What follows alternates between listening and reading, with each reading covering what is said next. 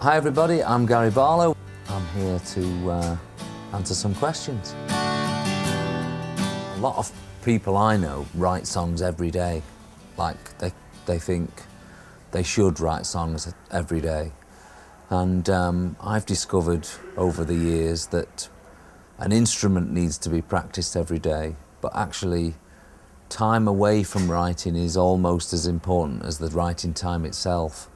And I think that's why, especially from being in the band, I've realised that the touring time is so you can get away from writing for a bit. You go on tour, you get some inspiration, you see your audience, you see what they're reacting to, and then by the time you get back to the studio, you apply all that knowledge, and of course you're dying to write because you've not written for 3 or 4 months. It's just like, right, I can't get it out quick enough. But practicing an instrument, that's a completely different thing. And I'm such a rotten piano player now, unfortunately. But yeah, I have a piano actually set up in my dressing room so I can warm up before I go on stage tonight. So I learned very late, actually. I was 10 when I started playing piano. I played it by ear to start with for the first couple of years. And then I started to read. I learned to read then, and that's when I started to learn how to properly move my fingers, and it was strange because in some ways I missed out on a lot of sort of my growing up years, the hanging out on street corner years, the going on holiday to Greece with your friends years. I didn't have any of that. I used to work. At 12 I got my first job playing in a pub, and all I ever wanted to do was get up in the morning, 20 minutes before school, headphones on, playing. I'd get home at lunchtime, I'd have my lunch quickly so I could use 45 minutes to play. Get home at 4, I'd play till my dinner was ready at 6.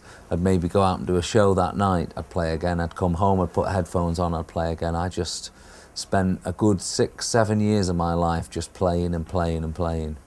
The first song I learned to play was Whiter Shade of Pale, Procol Harum.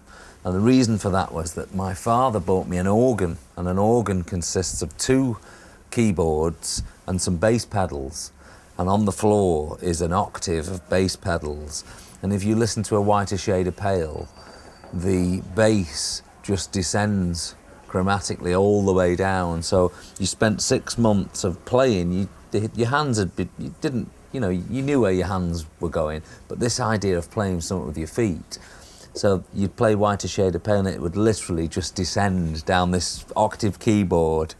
And it was, I think that was the reason everyone used that as their first song, is because it was so simple from a bass point of view. Most of the time I write on piano.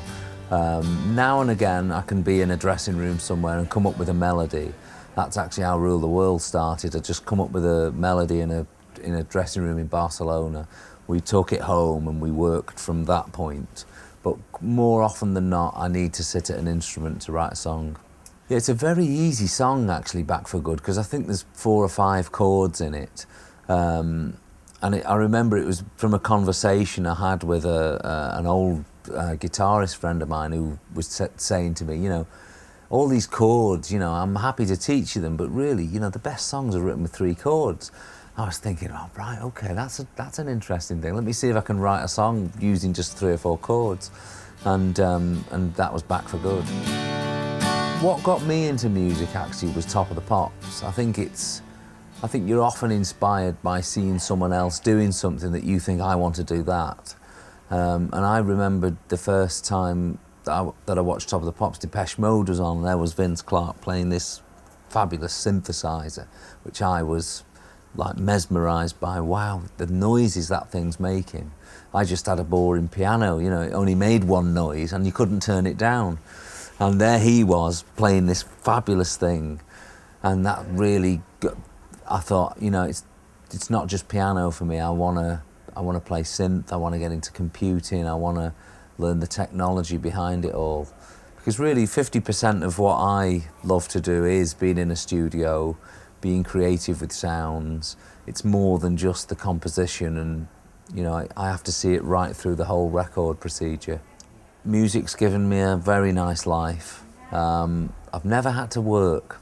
I've never even been a postboy. Never even given papers.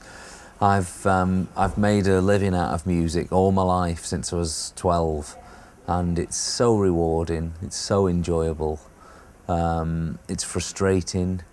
It's a lot of things, but on the whole, you know, you're doing a lot of good. And you know, I'm going to go out tonight and do a show, and it gives a lot of people a lot of enjoyment, and you feel it when you're on stage. It's just it's a very rewarding job. You know, if you want to be good at anything, you know, nobody just strolls up to picks a tennis racket up and wins Wimbledon. You know, I think practice is the reason these things are hard to achieve is because they're worth achieving. So practice makes perfect, definitely.